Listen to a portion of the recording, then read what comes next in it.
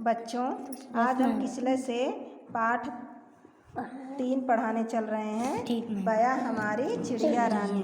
अच्छा, हमारे साथ साथ पढ़ना।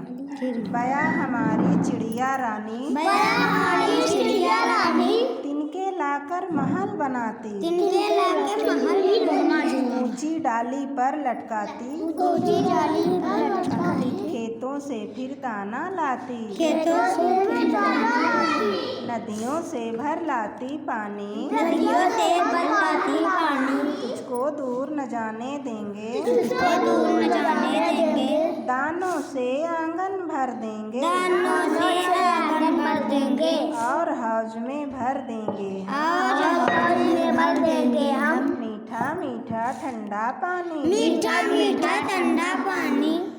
इस कविता को लिखा है महादेवी वर्मा जी ने। किसने लिखा है? महादेवी वर्मा जी ने। अच्छा, ये बताओ बच्चों, तुमने कौन कौन सी चिड़िया देखी है?